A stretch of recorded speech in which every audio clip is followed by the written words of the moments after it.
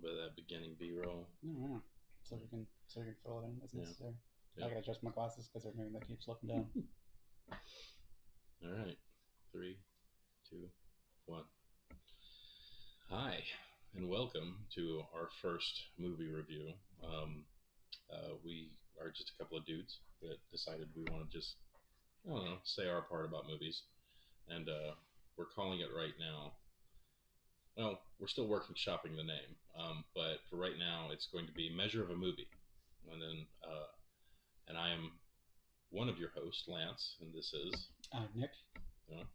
and we thought it'd be fun to just talk about movies that we love because we have other podcasts that we like to do, but you know it's fun just talking about movies. Movies are something I've always been passionate about, and I figured why not. So, Nick, Yes. have you seen the movie Fright Night? Well, I hadn't before you had brought it up, and now I have. Okay. So the subject today is going to be Fright Night. It's a movie that I've loved for a very, very long time.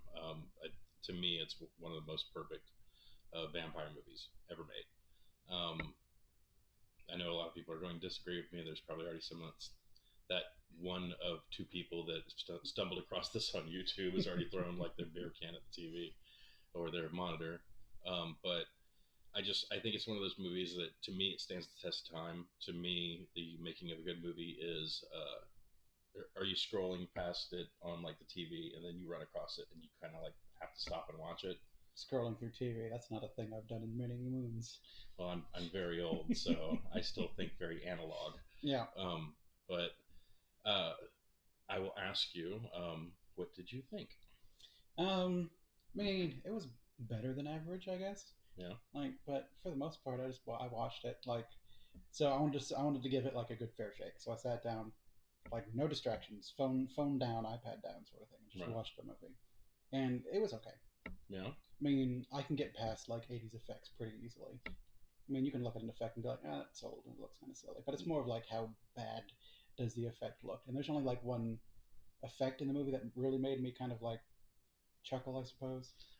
Let me guess. Let me try and guess what it is. Sure. Well, there's a few effects, but like I'm going to start with the one that I think it might. Is it him turning into a bat? No. Is it the melting guy? A little bit. It was right before the melting. Floppy dog puppet. So I guess spoilers because we're going to be talking a bit in depth about this movie. Okay, and I'm just going to go ahead and say this right now. If you haven't seen this movie, you might as well just go ahead and turn the video off. My rule for spoilers are if it's in the theaters, you don't talk about it. If it's on DVD, then you can talk about it a little bit. But I'd say once it goes to streaming, give it like a month. Yeah, like there's no excuse, in my opinion, these days to not have seen a movie within like a month or two that it's been out. There's so many different ways that you could find movies. Yeah, and stuff. I mean, at least on streaming anyway. Because like, I tend not to go to the movie theaters for everything, and I know you love going to the movie theaters. I do. I used to.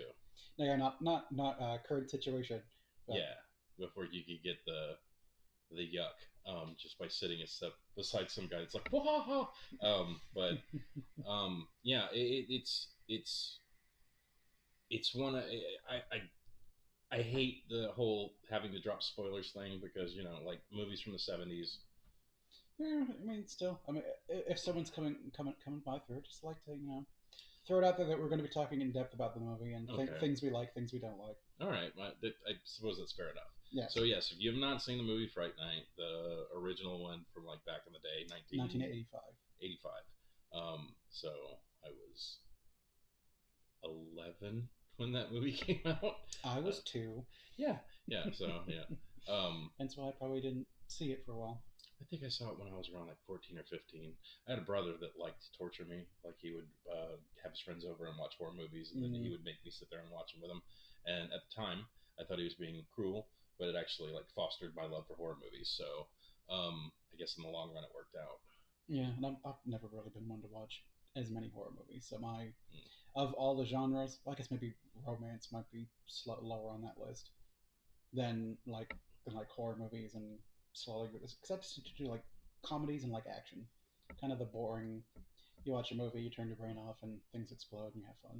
Yeah, yeah. I mean, my favorite genre of all time is going to be comedy. I love a good comedy. And used to be back in the day, people would ask me what my favorite movie was, and I always had that one go to. But as you get older and your tastes evolve, you have to actually like specify: are we talking horror? Are we talking comedy? Well, it's even like you go back and watch old movies. Some of them don't hold up anymore. So I guess that's kind of the thing: is does Fright Night hold up? I mean, in my mind, it does. And I'm thinking it's okay. So when I was talking about the one scene or whatever that the only time I laughed was like when the dog when Evil Ed turned into the wolf, Right. rushed at Peter, he stabbed it and it fell off the banister, and then it was on the ground, like with the stake in its chest essentially. Right. And it's the puppet on the ground, and I mean obviously they're not going to have a real dog down there doing that thing, so they've got just a puppet and it's going back and forth, but its legs aren't articulated, so they're just kind of like floppy dog arms as it's like rolling on the ground in agony, as it were. See, and just that I just thought floppy dog puppet, and it made me kind of laugh a little bit. Okay, I mean that's fair. Yeah, that's fair. There are a lot of bad effects in this movie, but keep in mind. Sure, I mean I can look over bad effects pretty easily. Well, I mean, I think this is one of those movies that skirts right on the edge of like B movie. Yeah. Like it's definitely it came out in theaters, but I think it's one of those ones that's like right on the line of. I mean, is this a good movie, or is this kind of like, is this a passion project that someone did, or is this like a cash grab? I think personally that it was a movie that actually somebody put a lot of heart into because, I mean, the cast of this movie, Chris Sarandon, Roddy McDowall, I mean, just that's two right off the top. They're huge names back in the day. I mean, Chris Sarandon, you can say what you want to about him, but man, was Prince Humperdinck for Christ's sakes. I knew, like, before this, I knew him from two roles. I knew him from as Prince Humperdinck, and then whatever cop he played in Child's Play. Well, and I only know that one because I only just watched Child's Play this year. He was in Child's Play? He was. Okay, I did not remember that. And prior to that, I only knew him as Prince Humperdinck because I just never saw him in much. It's well, I mean, I love the guy. He's definitely. Like, he was really good in this role. I'm not 100% sure, but I think it's Susan Sarandon's brother. I guessed, but I have no idea. Yeah, this isn't going to be the kind of thing where we're going to put heavy edits into it. But yeah, it's one of those ones where it's just I loved it so much back in the day. You had Amanda Bears, I think that's the way you say, or it's Bearsy.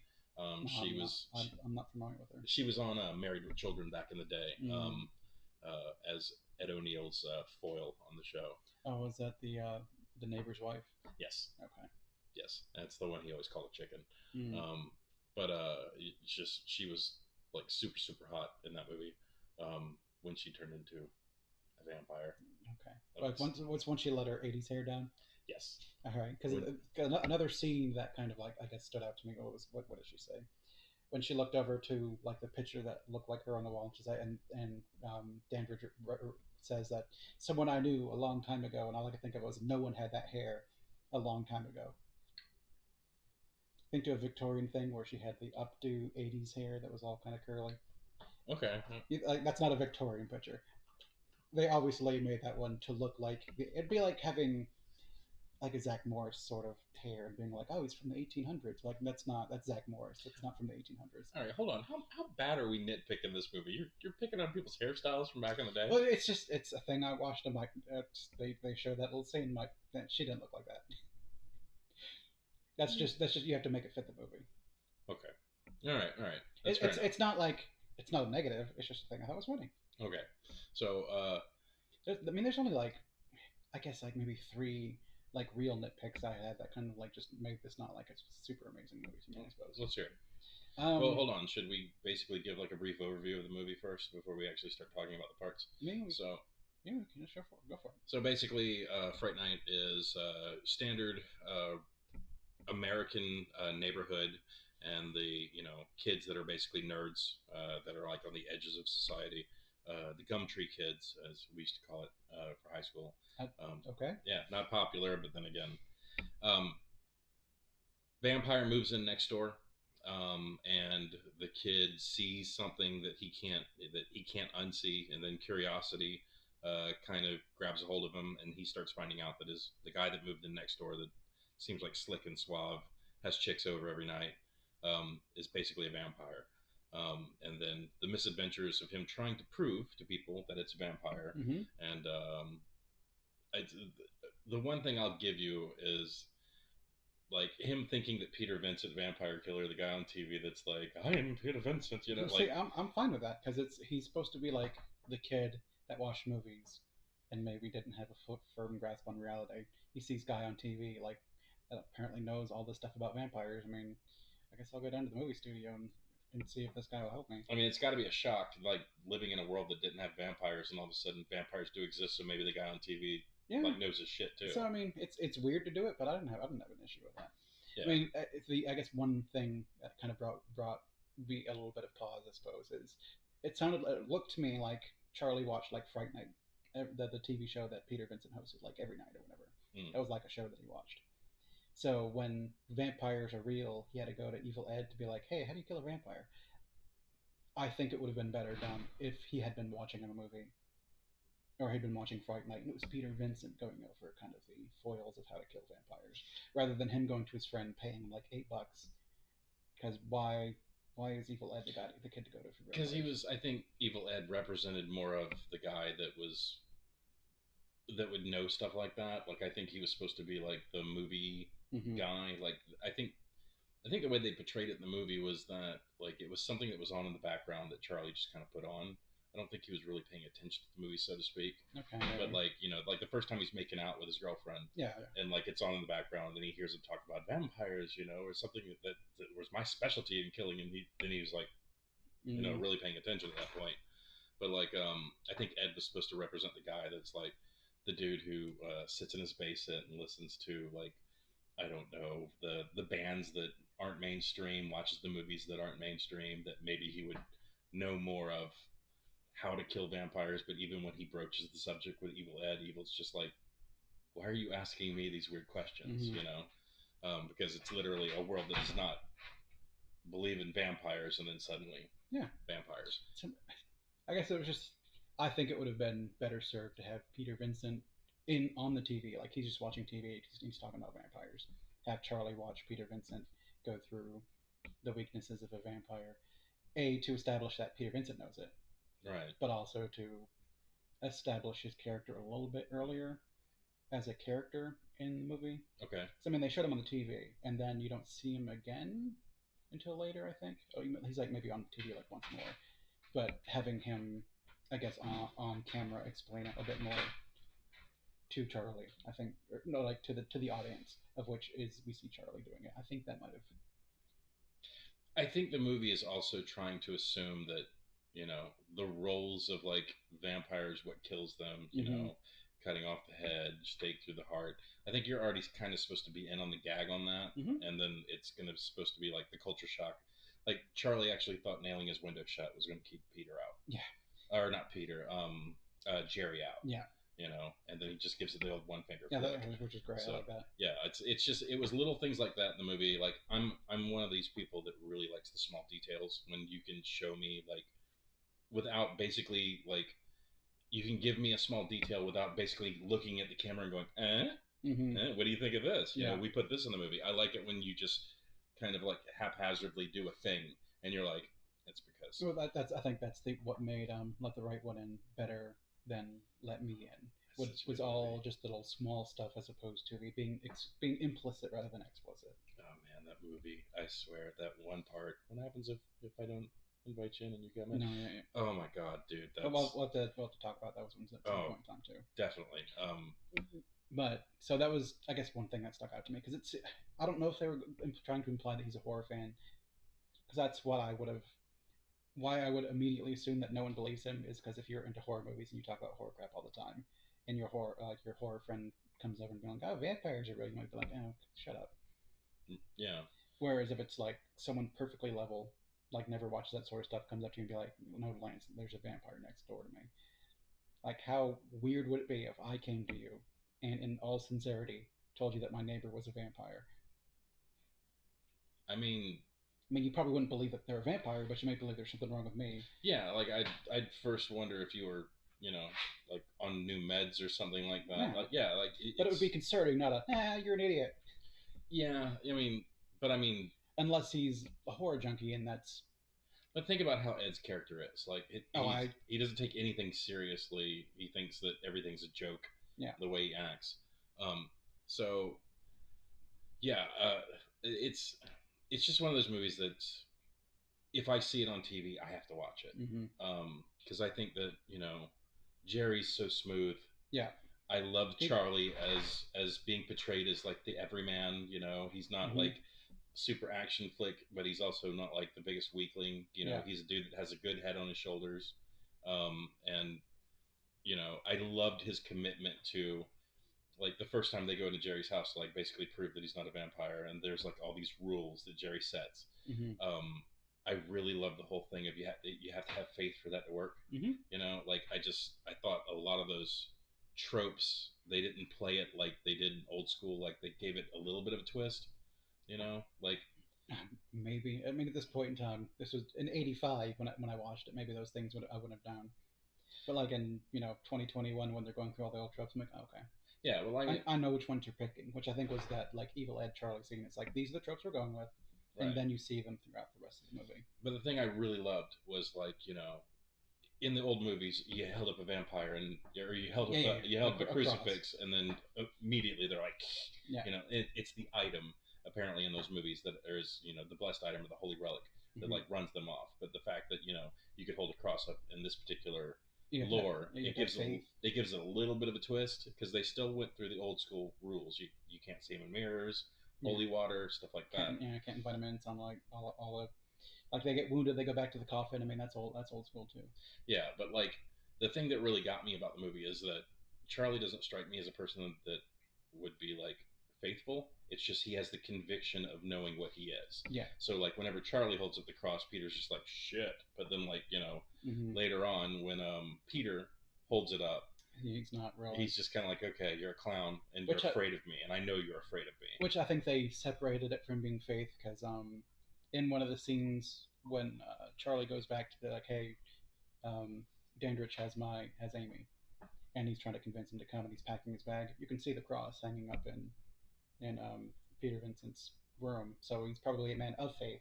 He just doesn't have the faith that the crucifix is gonna like hold off a vampire. So it's not faith in a power; it's faith in the cross itself, I guess. I think it was a lot to do with the fear too. Like it seems kind of like a confidence thing. Hold it up and mean it, not just But I mean, it's little things like that I just thought made the movie so good. When you talk about like if the movie holds up, like as far as like I guess the CG, like the movie didn't have a lot of CG in it. It was a lot of practical effects. Yeah, it was all practical effects for the most part. And but like there was no CG back then, so that's computer generated. Right. So because I was the one that subjected you to watching this, that you had not seen it, just give me some of the outlines that you wrote down, the stuff you loved, stuff you hated, and I'll see if I can counterpoint any. So I was mostly just kind of going through things that stuck out to me, like the very first woman that goes over to the house. Charlie looks up, like there's a blood curdling scream. He looks at the window and he's like, "No, that's weird." And then, okay, days pass, and then someone else goes to the scene and gets killed. Now I'll probably go check it out myself. So it's just if you look outside your window, or if you're sitting here and you hear a blood curdling scream next door that then stops, you're just gonna be like, "Oh, okay, that's weird." I mean, where I live is kind of half ghetto and half okay. But it's more the thought of blood curdling scream followed by stop, and then the light next door going like off. Like, call the cops. It's not until later when he sees like, oh, she went missing last night. Oh, that's weird. And then he continued on, and then the next woman over, and then he saw that the dude is a vampire. Then he's like, oh, I should probably get the authorities involved. It's just like it's one of those things like just call the cops. I mean, the only thing I can think to counterpoint that with is that they said in New York City, if like you're getting attacked, you don't really like help because no one comes to help you. Mm-hmm. But like if you scream like I don't know, fire or something like that, then people actually start running down to like be the hero. I think that I mean I'm not going to give the movie the benefit of the doubt to say that like it's just I guess just a thing that's it's not necessarily a bad or a good thing. It's just kind of You hear the blood curdling scream next door, and you're just kind of like, oh, okay, that's weird. In the suburban neighborhood in which we live in, She might have dropped a McDonald's coffee in her lap. I don't know. yeah, I just mean, call somebody. Like early on the news today, like the dude was dead near the railroad tracks, blood curdling scream. aha! But Charlie did call the cops later on, and they were Yes, after the third body, and it was only after he saw like or no, he saw Jerry turn like the fangs and the long fingers. Was like, now I should probably go get the police. right. But then you saw how the police treated him at that point. That's because he's like, there's a coffin in the basement, and he's a vampire. Go down. It's not like, oh, I think I saw him drag the body downstairs. Like, just subtly work him down towards where there's a coffin, and like, oh, maybe, like, if you can just get him to the basement and be like, what's in the coffin? Maybe we'll open up the coffin and see dude sleeping in there, and you might get some street cred. I mean, he's a high school kid, I think the and movie. it's trying to go for him being like imaginative, but they go with the like him being uncredible, like real quick. Well, he was giving off like big psycho energy. Yeah. You know, like I mean, so, he like was. when he's talking to like Ed and Amy and all them about what's going on, even when he's talking about the cop, he's just like, he's a vampire. Yeah. He's a fucking vampire. You know, like he's giving off big crazy energy. If it would have been, you know, like the way he was bucking at Jerry, and plus, I think there's also something to be said how suave and debonair Jerry was. That like you know if you walked up on two people arguing and one's like this guy's he's doing this and he's doing that and he's got a gun in his pocket, but the other guy's like, dude, I don't know what this guy's talking about. Like the person that seems more calm and more reasonable, people are more apt to like start kind of like leaning towards that person instead of the guy who's giving off like big psycho energy. But I mean, Jerry wasn't even in that scene. That was the servant guy that I don't really remember the name of, like the live-in carpenter. Right. It was just the cop carpenter. Charlie goes right to. It's like we threw a body out. Like, did you see the body? It's like, well, no, I didn't see the body. Well, maybe we should check the basement. Oh, it's in the basement. A vampire's in the basement. That's and then the the carpenter's like, ooh. They're like, ooh, a vampire. Yeah. I mean, it's amusing. It's just I mean, Charlie's a high school kid. He's not used to people getting murdered. I can forgive some of that stuff. It just again, yeah, he's literally almost like Chicken Little. Yeah. He knows this guy's falling. Yeah. But like he's trying to convince everybody else. But okay, fair point. What's your next one? I mean, Charlie and Amy like having couple trouble is another one of those tropes in which you could just like tell the person what you're thinking real quick. Be like, no, there's a guy with a coffin outside, or just like do it reasonably, or he's just he's acting weird, and it's just another problem in which a movie could be solved by just being like, okay, well, let me tell you what's actually happening, not just something's on the TV, like shut her out completely and go stare at the TV blankly. Just be like, no, here's what I'm thinking, rather than getting sloppy Joe shoved in your face. See, and it's minor again. Right. And it's the only. I guess the reason that I kind of agree with the way that they had him was like, imagine if you will, like you leave this house tonight, you stop and you go get gas, and then you pull up to the pump, and the guy at the pump next to you. Like something's wrong with his face, and you literally see his face slide a little bit, and there's a reptilian underneath there. Mm-hmm. You've seen this.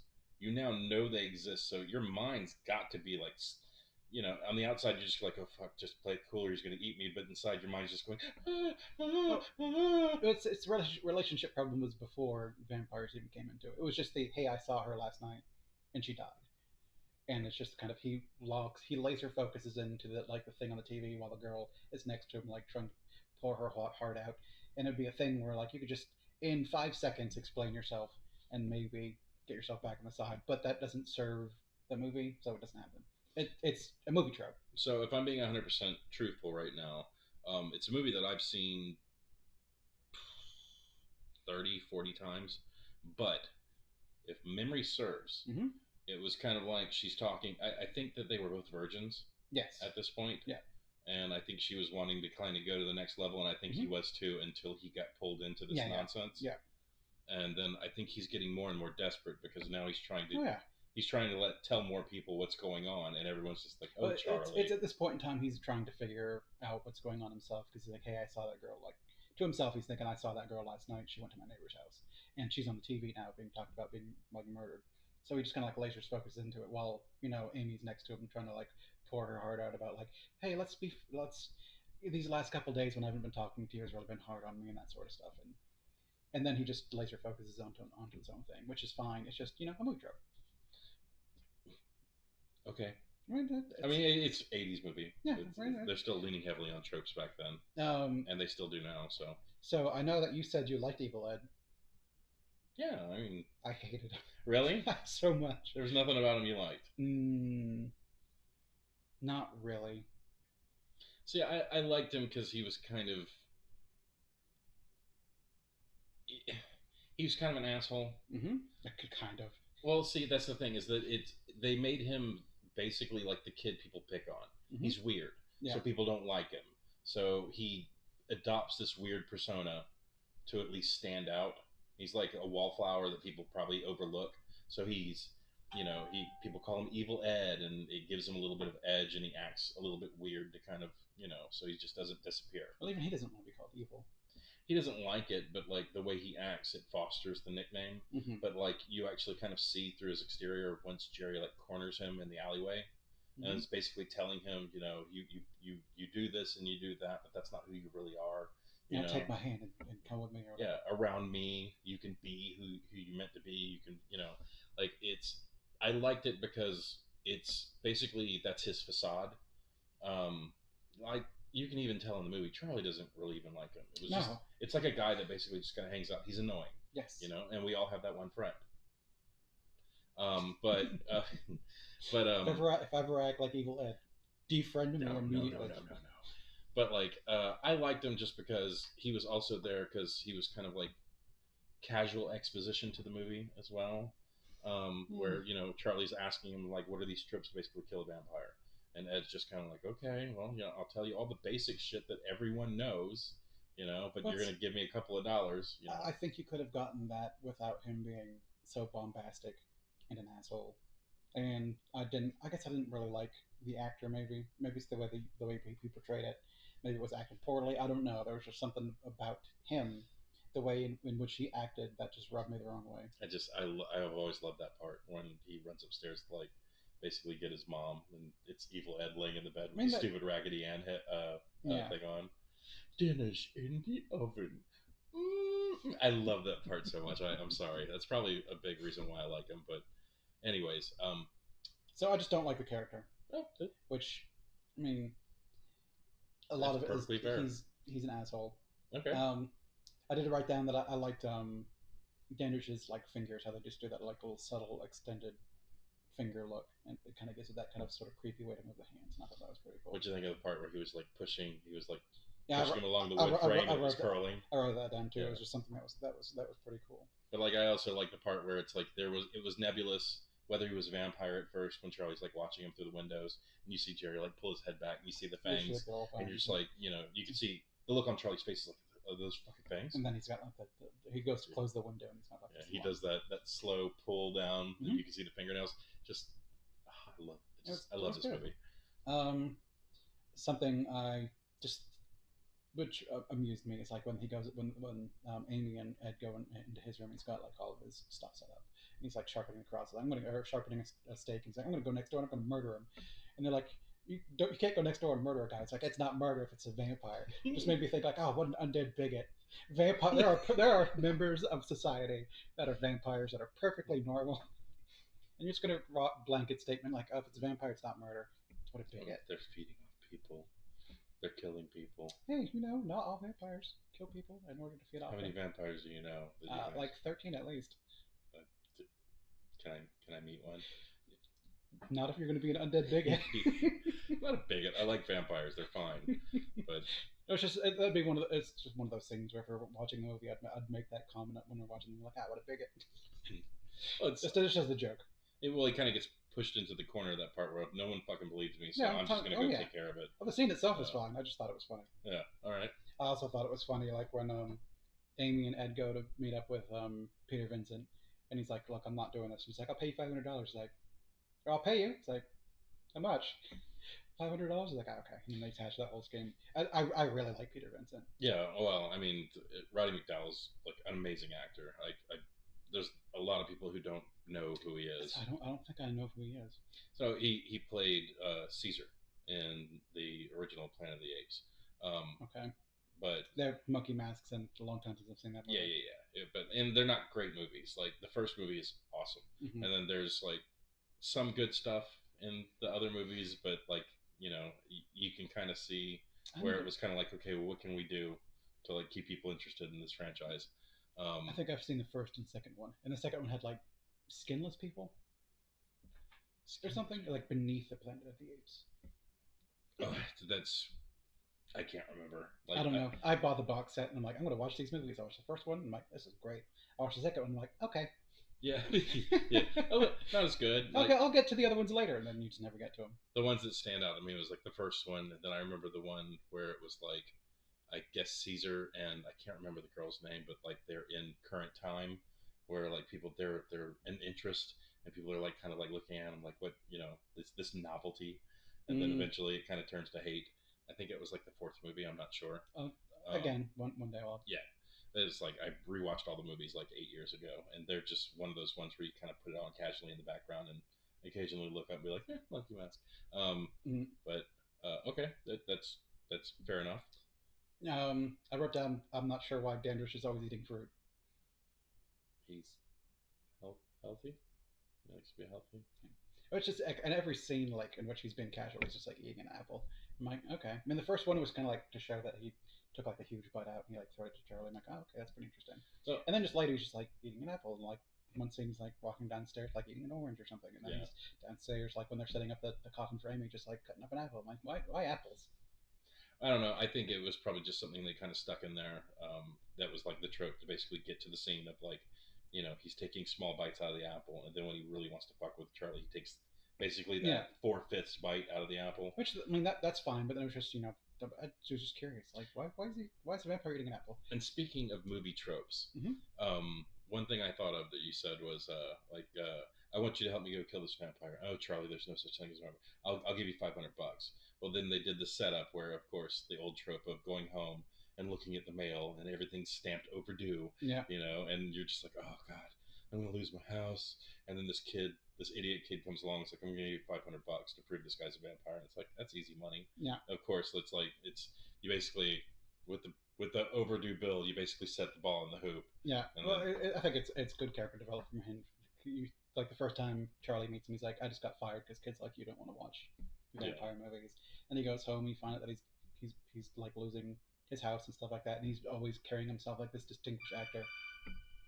And then for her to just kind of like throw like money at him for to immediately be like, yeah, I'm desperate. I'll take the money. yeah, yeah. I No, just I like it. It was good. It was good character building. definitely. Also, just to let y'all know, a lot of this is just going to be raw.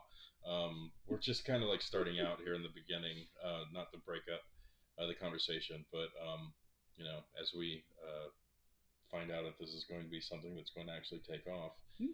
But right now, we're just kind of doing it for our own amusement, and hopefully, one or two people will look at it and be amused as well. Yeah. But so yeah, there's going to be some little things. Like I've got a kid, and there's a dog sitting in her little house right next to us, so you're going to hear some background stuff. But anyways, Hopefully but not so much, but we'll take it as it comes. yes. But anyways, so I thought the use of the mirror to discover Dandridge was a nice touch. It's kind of like they set up the prop earlier on, and he just pulls it out to like look at like admire it and sees that Dandridge is not casting a reflection. and I love how stunned he is. Yeah. Like it just like everything's going fine. They go through this whole song and dance of like basically that Jerry was like, these are the rules. Mm-hmm. No real holy water. Oh, it'll just be regular water. But we just want to basically get Charlie out of this mindset that you're a vampire. Mm-hmm. So we'll follow all your rules. And then it just so randomly he's just kind of like checking his hair, and then he sees that Jerry's not there, and just Yeah. like the stunned look And then on like shakes his world. yeah, and like it's just like is everything okay? And he's just like, yes, everything's fine. Like just I think that's the thing that really kind of does it for the movie is just like the conviction and like the acting in the movie.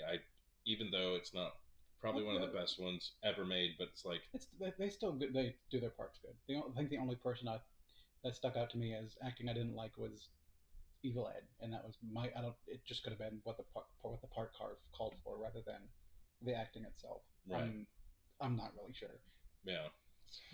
I'm really disappointed And you so didn't like you Ed. said you didn't like it. I loved Ed. Like, and I also thought like back in the day, the first time he turns into the wolf, Mm-hmm. like that was to me that was like cutting edge shit. Instead of like the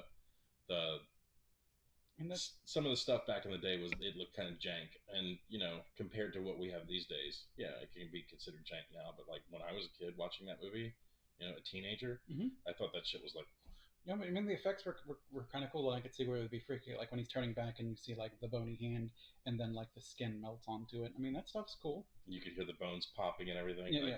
I mean, I didn't have an issue with that. yeah, I and mean, it looks old at this point, but it's not.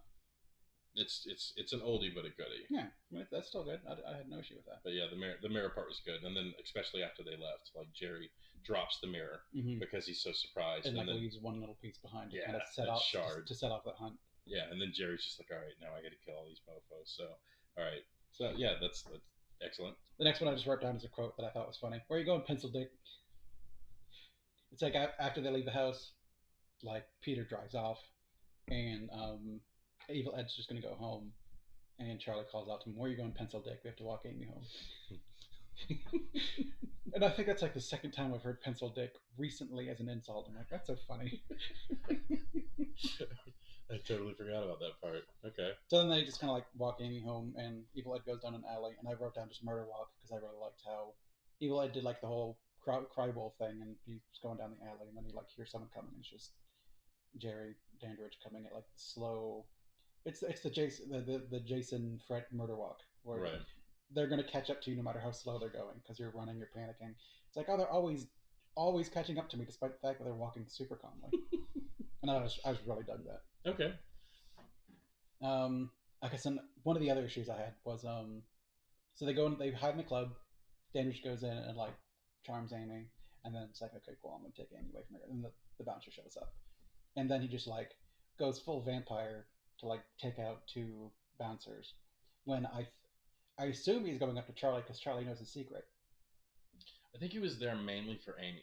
Yeah, so I mean, he recognized. I think he saw Amy, recognizes that she looks like girl from his past, so he wants Amy. Right. But then he still wants to kill Charlie. Like I assume the reason to kill Charlie is because Charlie's going to expose your secret, and that's why you're going through all this rigmarole. To then be in a fully packed nightclub, to go vampire. I thought there were like when he was doing like the long fingernail, I thought it was just gonna be like a subtle like little slash to the neck or something like that. But no, he goes like full vampire face and throws people around, and then people go off running, and someone there's gonna be like, no, his face was a vampire, and just.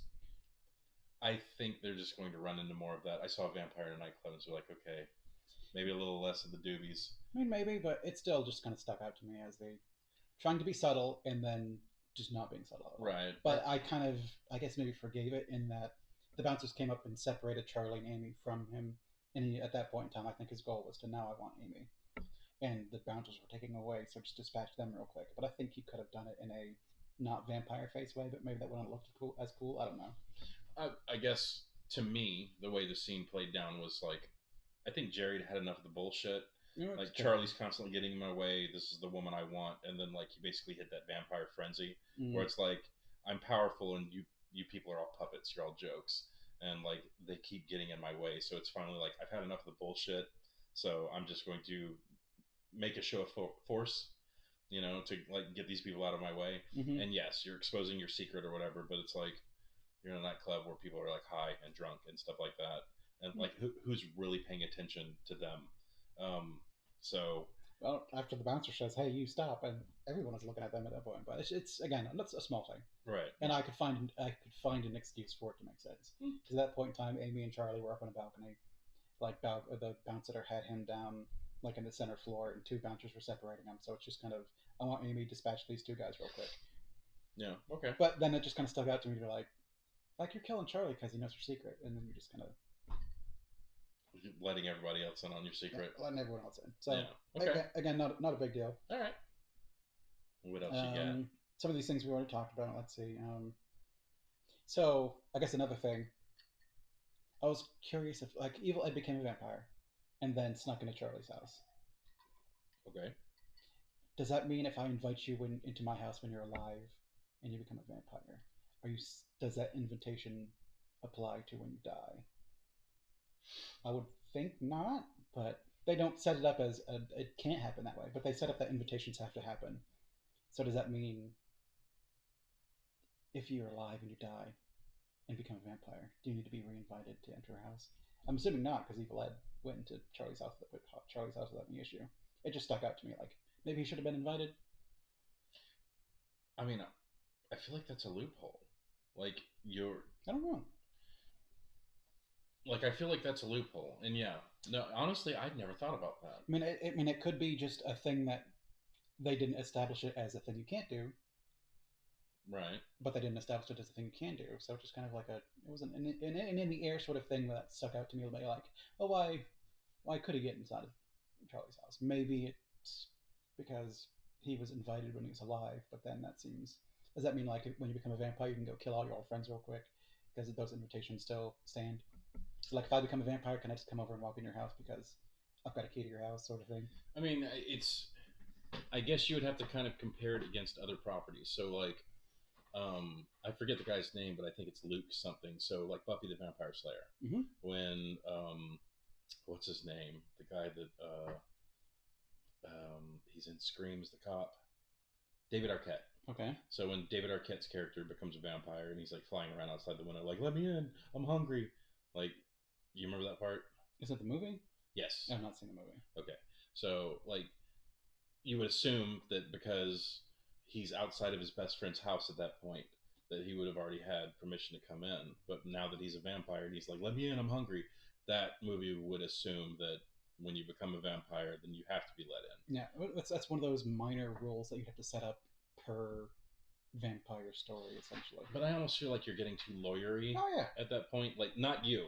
Like, I feel like the lore is getting too lawyery at that point because, like, why wouldn't it be where if you were my friend and I trusted you, you have a key to my house, you could just come in and come and go as you please. When you become a vampire, it's not like I innately know that and don't want you to come in. Mm-hmm. You know, it seems like it's kind of like the whole I need to be invited in is kind of like a trust thing. Mm-hmm. And if you already have my trust, you know, why would I doubt you? So I feel like that's a loophole. It might be. And it just kind of made me think of how I would apply that rule. Like, 'cause, I mean, we talked about the fact that we like Dungeons and Dragons and stuff like that. It made me think of like, oh, when I run a game, what way would I make vampires go? Like, if you invite someone in and they become a vampire, can they just come into your house? Like, get right past that whole thing. Like, because then that would be you're the vampire. You send your like little Renfields in to go into places you can't go, and once they get the permission, they can like I mean, upgrade them to vampire spawn and have them sneak into houses and stuff. when it comes to a Dungeons and Dragons game, Mhm. if it was like somebody in the party became a vampire and they basically walk into your little, you know, Yes. your hotel, You, and then like yeah, that would be like an amazing reveal where it's like you're a vampire, you can't come in unless I own this place, bitch. yeah. Like you know, I opened this with y'all, so it's like I don't need to be invited in, or you know, I'm your friend. That would be an amazing reveal where like you know the party member comes back, they sit down on the couch, you're all talking and everything like that.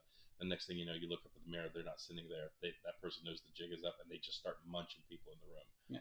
You know, like that would be one of those things that people would sit around after game and talk for like hours about. Mhm. You know, like the philosophy of that.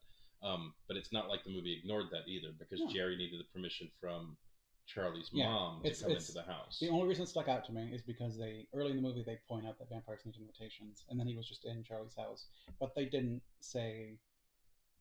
like specify like does the person need the invite or does it matter if you're a vampire or not. It just stuck out to me. Again, it's not even really that big a deal. The movie needed him to be in the house. He's just in the house. Yeah, that's I never actually thought about that. That's okay. So Not then bad. that just stuck out to me. Then I got Floppy Dog Puppet just because that part was it's the only effect I think is funny. Like him turning back into a person after that. I mean that's kind of creepy and like if back in 85 that would have been horrifying. But the little dog on the thing flopping with his little arms that was kind of funny. Well, maybe it was like a spine shot, and maybe that's why his legs were floppy. You know, I don't know. Well, if my arm's floppy, this still respects the fact that I've got a bone in it. Yep. All right. All right. I guess my next one loops into a point later. So, in order to save Amy, they have to kill Dandridge before dawn, which they don't technically do, but she gets saved anyway. Because, I mean, he gets killed by the morning sun. Maybe the sun hasn't fully come up yet. So, I think it's like within 24 hours of the vampire biting you, they established that. I mean, who established that lore? Was it Peter? It was that said Peter, that? and he said he thinks that, or it was kind of like if we kill Dandridge, we should be able to, like before dawn, we should be able to save Amy. And then Amy gets saved. So I'm like, okay, that's cool. Why does an evil Ed get saved? Because he's dead. No, he wasn't. He was dead in Charlie's house at that point. No, he wasn't. At the end of the movie, you see Evil Ed's eyes in Dandridge's house, and you hear his laugh. Yeah, but what? So he wouldn't have been dead. Well, maybe it's because Ed had been thralled longer than Amy. But it's the same day. Is it? It is. All that thing, like them going over to Dandridge's house and being like, "We're going to do the test to prove that you're not a vampire," to the end of the movie was all like that evening. It was the Fright Night, as it were. That's right. So in Evil got turned in the alley, and then they went to the club. He pulled her back to the house. He bit her and started. I mean, definitely Evil had longer to have been a vampire. Mm-hmm. But if it was just the night they're turned, if you kill the sire before dawn, Evil Ed would have fit into that description. Which, whatever. But you figured that would have carried. So there is a Fright Night too. And they didn't even. Well, I'm not going to say that because I know you haven't seen that movie. Yeah. And I think that's going to be one of my torture movies for you. Oh God. All right. Yeah. It just don't mess with me, or I'll make you watch Fright Night 3, which I never knew existed until recently. And I've heard that's just utter and complete trash. So I'll make you watch Blood Rain too. I've already seen it. You've seen Blood Rain. You said you hadn't seen Blood Rain too. I haven't seen it, but if it makes me not have to watch it, then I'll lie to you too. But no, that's a good point. And again, it doesn't. I don't think it matters because Evil Ed being alive at the story is more of like that ooh sort of moment rather than anything else. Yeah, it's that everything's fine and then everything's not fine. Like ooh, he's still alive. Because the first time I was watching the movie and Peter pulled the stake out of his heart. I'm like, don't take the stake out of a heart because that brings vampires back. Right. Yeah. So I expected Evil Ed to come back. Well, it's like it was only when I was watching it the second time I'm like, well, wait, he died the same night and Amy is okay. Why is Evil Ed not okay? I mean, it's probably one of those things other than just the stinger, I guess. Yeah, it's hours had passed at that point, so maybe he had been a little longer, and then maybe in the movie lore, it's also the lineage has to move to the next person, which would have been Evil Ed. But then again, we don't know if Jerry has more people out there that he's bitten. I don't know. So or bit rather. So I don't know. That's a very interesting point. I mean, maybe the lore is if you kill him within 5 hours, and that just happens to be before dawn for most people, and therefore people think it's before dawn, or whatever the reason. So I mean, it could make sense. It just stuck out to me. Well, they seem to like play very fast and loose with the rules of vampires because it's kind of like you live in this world where it's like vampires, and then it's like shit vampires. Yeah. So, but also in a lot of times in movies, you don't want to go into the rules like super in depth because that gets boring, as it were. To go through and explain each little thing, like sit down with a lawyer and explain to me vampire rules. You don't want to do that. Yeah. So I get why it exists because it makes for just the stinger at the end. I can only watch them build Batman and watch Uncle Ben die so many times before I'm kind of sick of it. So yeah. And that's the thing I think I really loved about the movie is it just kind of assumes that you're in on the joke. Yep. And it just kind of pulls you along. So, but no, that's a really good point, man. I guess I wrote down I wasn't sure why, like when Peter's in the house, is Dandridge like floating outside the window, like looking at him rather than just go get him. You're a vampire, just go get him. instead of sending your one guy to go get him while you sit there through the window and be like, oh, looks like my guy's getting melted. Yeah, just go get him. So again, it's more of if the vampire just went and got him, they die. So you need to slow it down for the movie. Yeah. You need it's that kind of slow pace where just go get him, buddy. Okay. And like when he turns into a vampire and goes after Peter, there's like a span of 10 seconds in which that vampire is like trying to bite Peter, and Charlie's like just got knocked down and like was standing up like go help Peter, Charlie. I mean he does eventually, but a long time passes when he's just like, man, my friend's getting mauled by that creepy vampire bat. Oh, well, yeah, help. Sorry, buddy. You needed that tension, though. Yeah, you needed the tension. Be like, let's go get him. All right. And then, like, when Peter's lining up the shot on Dennis's chest and they put it, like, here. I know, like, a lot of the lore is the heart is on the left side of your chest when it's actually in the center. It's beneath your sternum. It's curved, so your aorta and stuff is on the left side. But he put the stake, like, here. Like, that's not the heart, buddy. Yeah, but that's like where the big blood vessel is that like feeds the fangs. Well, And it's stake to the heart, not stake to the veins. Otherwise, you can get poked in the arm, and veins are connected to the heart. no, it's just the lineup was bad. Well, the movie is not beyond. No. Yeah. So little things. Yeah. They break all the windows in the basement, and all of them have beams of light coming through the sun's on one side of the house, not on. So in the director's cut of the movie, Mm-hmm. Peter goes outside and sets up mirrors. So that would have. Yeah, so basically it's coming in through every, and I am totally bullshitting you right now. There's no director's cut of that movie as far as I know. Fair point. Fair point. Again, you want it for the visual, but they're breaking everything, and you're just getting like crisscrossed sunbeams. Like if a sunbeam is like this, you're not going to get on the other house the sunbeam coming from the other side. Not a big deal because it's just time for him to die. It's just get him with sunlight. All right. And that was pretty much it. The last little thing was Evil Ed not being saved because sorry Ed, sucks to be you. Well, they wanted that moment of everything's fine and life goes back to normal, but there's still a vampire out there. Yeah, like it's the small things that I loved about the movie was the fingernail on the windowsill. That's really good. Throwing the window open with like a finger or two. Mm-hmm. Like one of my favorite parts of the entire movie was "Welcome to Fright Night." Yeah, that's good. For real. Yeah. Like just I love that the theatricality and then just like you're gonna die. But for real, yeah. I liked him pulling like the door frame, the door into the frame a bit more just to make the door stuck, and just kind of like the subtle uses of like overwhelming strength was pretty cool. Yeah, and they didn't have to explain it to you. It was just something that happens, mm-hmm. And if you know about vampires and stuff like that, it's like that's a really nice touch. And just like him being invited into the house and being like, well, now that I'm invited, I'll come over whenever I want. With your mother's permission, of course. Yeah, and she's so enamored with him. Yeah. Because he's so charming. Yeah. Yeah, it's... What did you think about the effect at the end when they actually hit him with sunlight? I mean, it worked.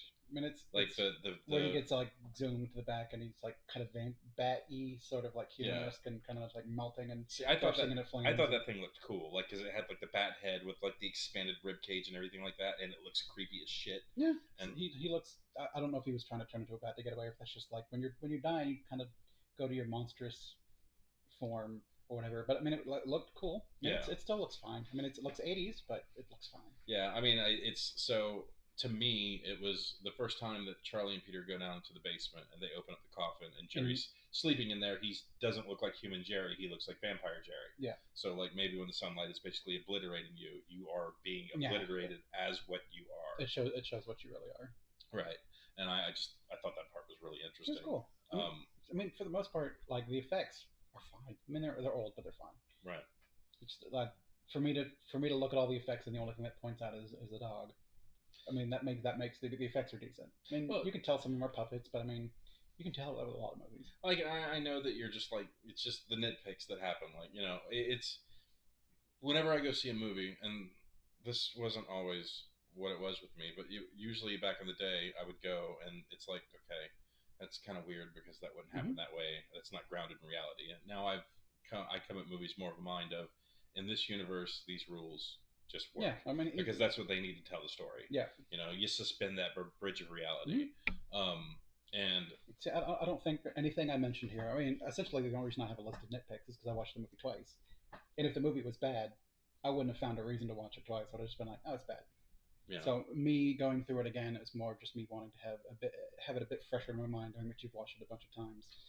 And I should have watched it again too, but honestly, like I was getting blown up at work and everything this week, so I didn't have time to actually sit down and watch it. But I should have sat down and watched it too, just so it would have been a little fresher in my mind. But like the stuff that that stands out in my head that I loved was Welcome to Fright Night for real. That's good. The other part was you have to have faith for that to work. Yeah, Peter like just kind of like crushes it with his long fingers. Like I love that part. Just like Charlie has that conviction of knowledge. Yeah. So it turns Jerry away every single time. Jerry can be behind Charlie as long as that crucifix was within view. And I kind of like this little like turned away sound effect, like that kind of like gasp and it's just like Peter holds it up, it gets crushed, and then Charlie holds up his tiny little dinky one. He's just like, it's good. I like it, and I really like how Chris Sarandon laughed, like how Jerry laughed the first time, like he pulls out that thing and he just laughs. I was like, you have to have faith for that to work, and he still didn't have faith because he was just so fearful. Mm-hmm. And then finally, you see where he just kind of like leans in with the cross a little bit once he finally gets the picture.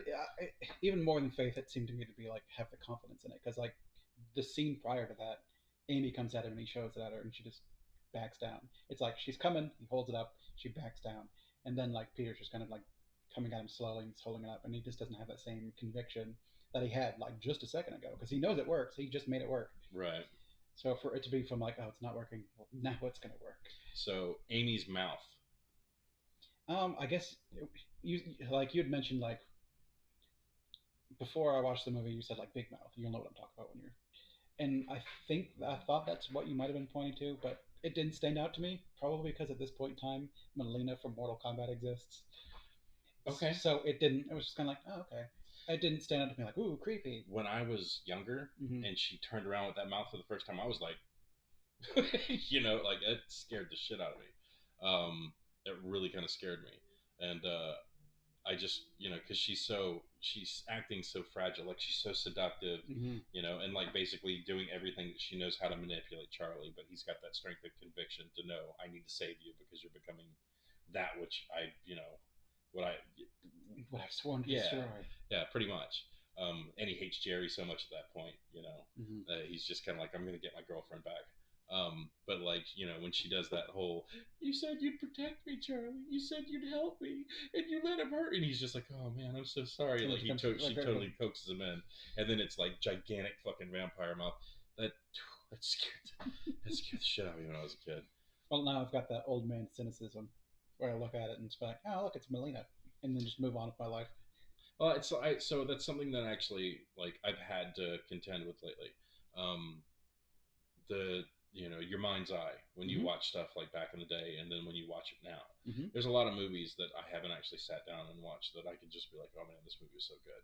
Because I remember Joe one time, we were having a conversation where Joe was like, you know, why do you like Transformers so much? And I'm like, because they're amazing. But why do you like the cartoon? Because the cartoon was really good. He's like, that cartoon was straight trash. It was trash. And I was like, no, it was awesome. He's like, have you watched it lately? Have you watched it recently to find out if you know your taste when you were 9 have changed to when you're, you know? And so I sat down determined, like, to be like, I'm gonna love this show. I'll show you. It's amazing. And I got through the first episode and was like, this movie was bad. Yeah. But I still love Transformers. Yeah. It doesn't matter.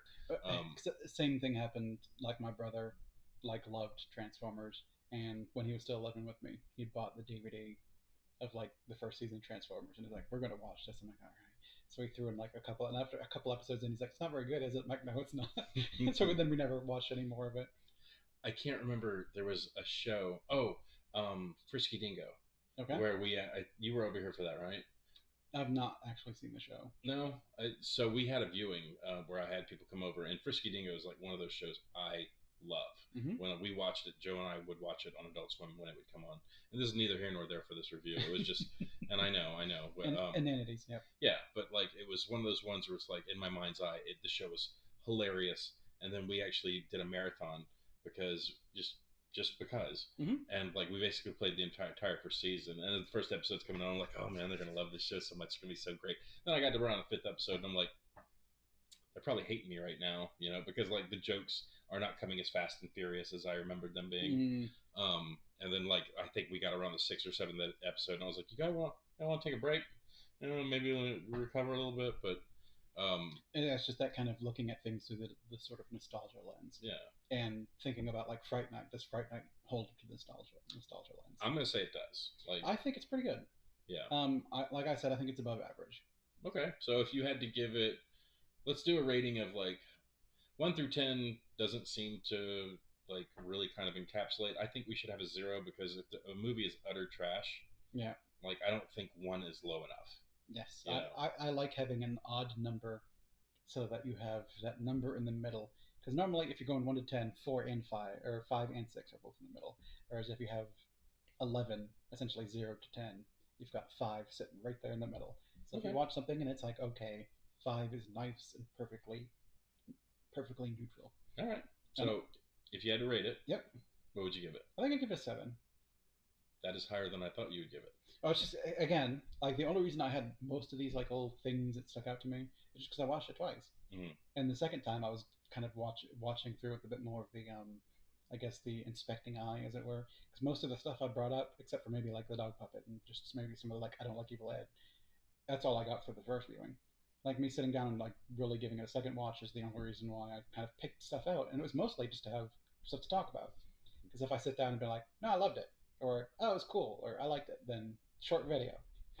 No, and that makes perfect sense. And I'm glad you liked it. I'm glad I Mhm. could drop something on you. I did like it, and I was trying to think like how many vampire movies do I actually like? How many good vampire movies are there?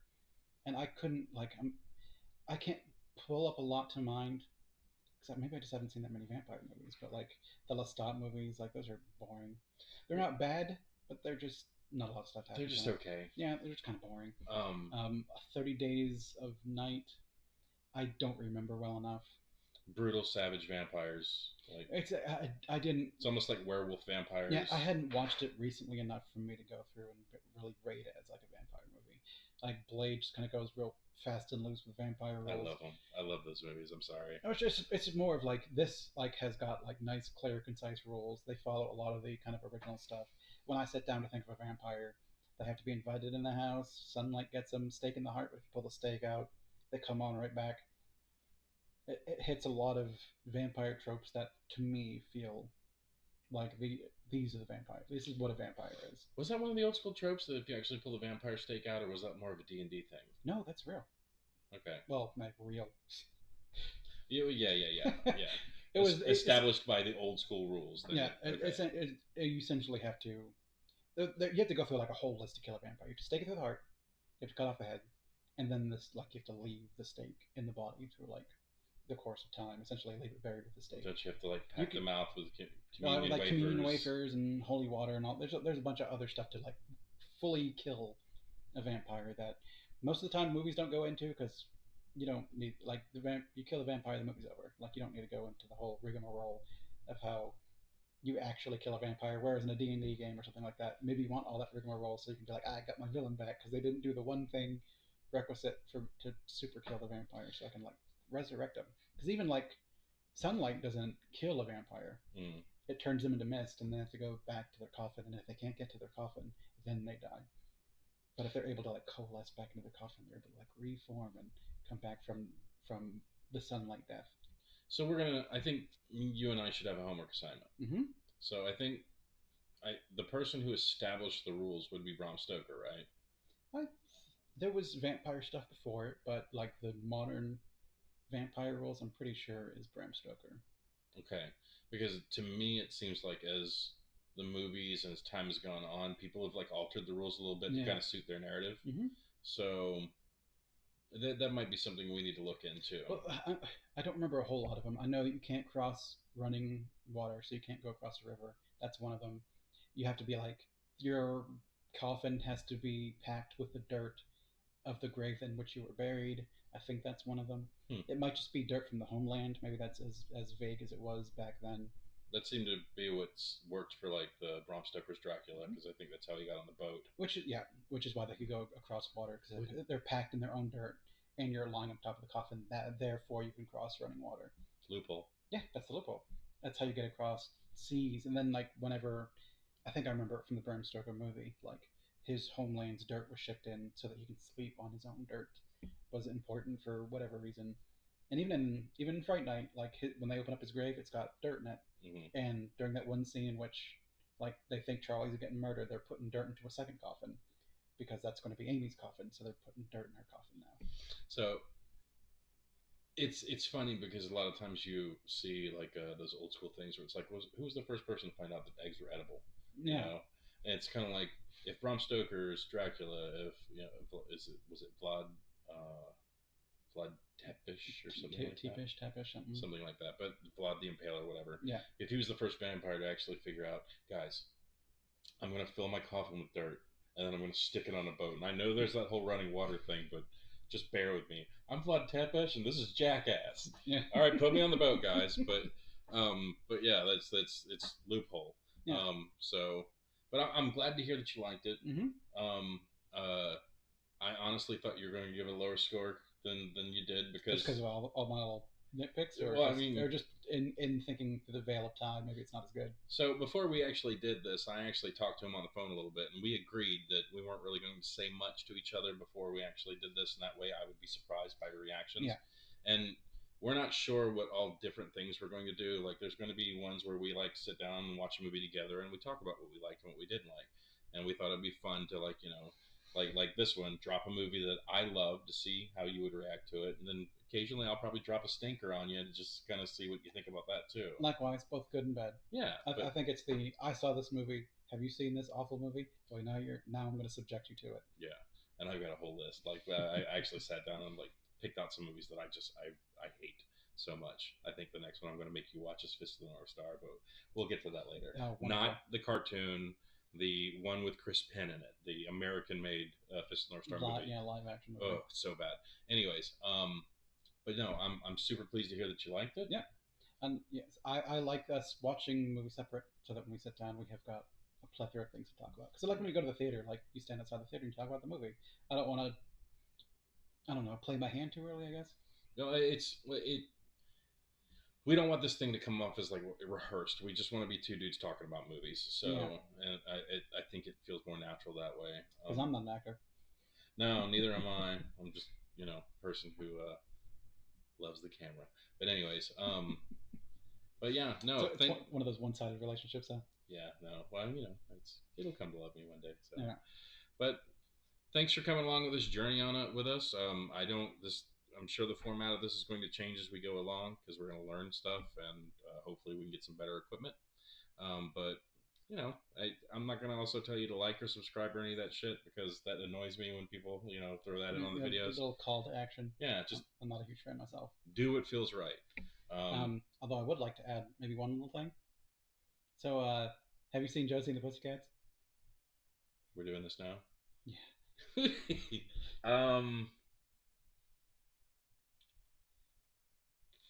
Did it have Donald Faison in it? It did. Because if you have not seen that movie, I think I would like to subject you to Josie and the Pussycats. I think I remember. I don't think I've seen it. All right. Well, then, I think next time I make you watch Josie and the Pussycats. Well, wait a minute. Is this a movie? This is a movie that you liked? Yes. Okay. I love this movie. All right. So it's not a movie that you hate, and then you're just like, No. Okay. Yep. Okay. All right. So the next review would be Josie and the Pussycats. If you're down for it. Did you bring the DVD over? Imagine that I did. I guess we're doing this. All right. No, I'm looking forward to it. I love me some Donald Faison. So, all right. Well, again, thank you for coming and watching this. All 5 of you. Mm. Hopefully 6. Tell a friend. And we're just going to try and keep this kind of loose, and we don't want to do a lot of rehearsal. That's why we've decided to drink drinks and shit like that, because I don't want this to look mechanical. Yeah. But I guess tell us what you think about Fright Night. Yeah, tell us. I mean, have you watched it? Go watch it. Throw in some stuff at the comments. Let us know what you think. Tell us why we're right. Tell us why we're wrong. And don't be rude. Yeah, don't be dicks about it. I mean, it's we're not right about this. We're not wrong about this. We're not the authorities on like vampire movies or anything like that. Surely there are other better vampire movies. There's got to be. I need to rack my brain and think of. I mean, we've seen a lot. I'm sure we've seen a lot of them. Like Let the Right One In. When you said that, like that one's probably better, but I'd have to see it again. The story on that is so deep. Like it's so layered, and that's one we'll definitely talk about soon on a future review. But yeah, no, thanks for watching. Hopefully you like this stuff. If you find that there's something that we're not doing that would improve your viewing experience, like I'm not taking my nuts out and put them on the table or anything like that, but I mean, like, we want to be better. We want to engage people, and hopefully we've done that. And tell a friend, share this, and just thanks for coming on this journey with us. But my name's Lance, and my name's Nick, and this has been what do we call it? It's a good question. Yeah, we'll get there. All right. Look right about here, I think, is where we're going to title it. So, and right over here would be the subscribe button. Yeah, if you're so inclined. If it feels right. Just if it feels right. All right. Thanks for watching. Yeah, man. Y'all take it easy.